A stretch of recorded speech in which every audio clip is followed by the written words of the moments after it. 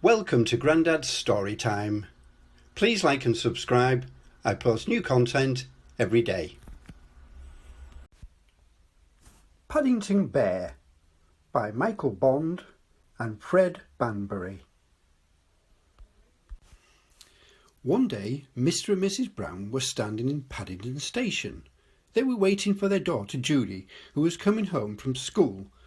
Suddenly Mr. Brown noticed something small and furry behind a pile of mailbags. "Look over there," he said to Mrs. Brown. "I'm sure I saw a bear." "A bear?" said Mrs. Brown. "On Paddington Station? Don't be silly, Henry. There can't be." But there was. It had a funny kind of hat, and it was sitting all by itself on an old suitcase near the Lost Property Office. As they drew near, the bear stood up and politely raised its hat.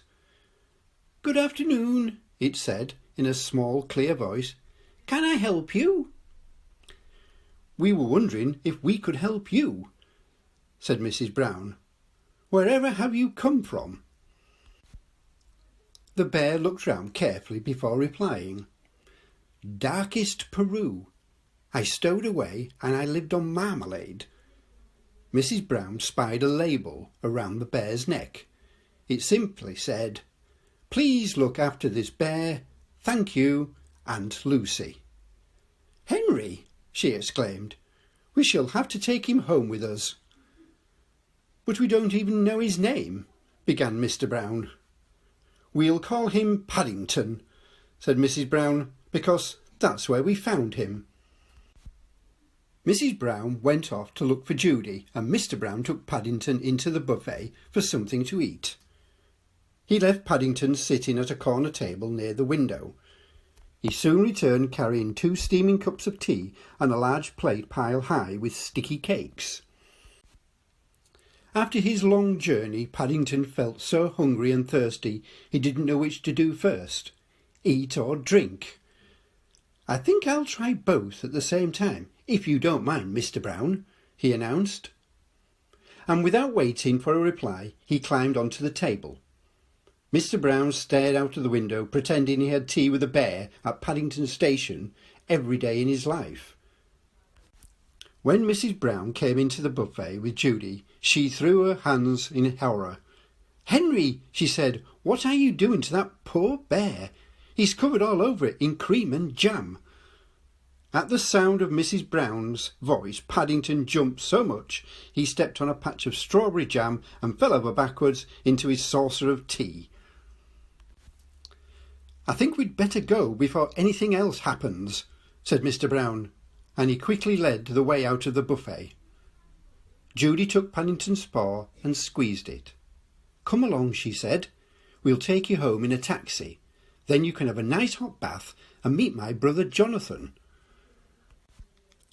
Paddington had never been in a taxi before. He found it very exciting, and he stood on the little tip-up seat behind the driver so that he could wave to people in the street. Soon they pulled up outside a large house with a green front door. When they were indoors, Judy took Paddington up to his room to unpack. "I haven't got very much," said Paddington. "Only some marmalade, and my scrapbook, and a sort of South American penny."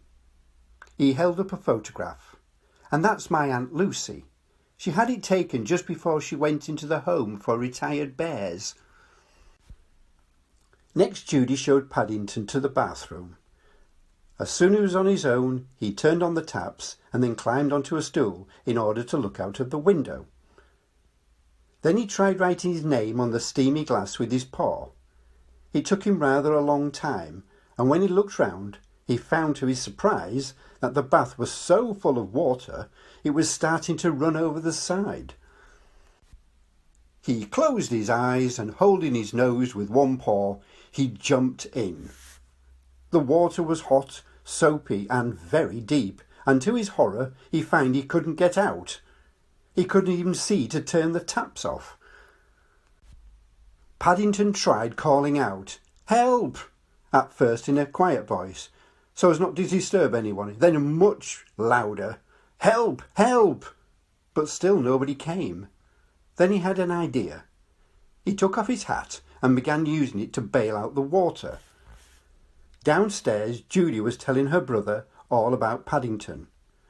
Suddenly she felt a plop. Looking up, she saw a dark, wet patch on the ceiling. "Paddington!" she cried. "He must be in trouble. Quick!" And together they raced out of the room.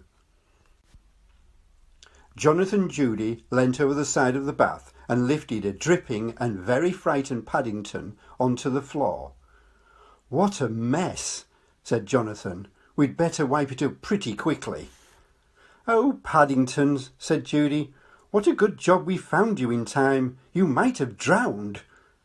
Paddington sat up. "What a good job I had my hat," he said. Some time later, a beautifully clean Paddington came downstairs. Setting himself down on a small armchair by the fire, he put his paws behind his head and stretched out his toes. It was nice being a bear, especially a bear called Paddington.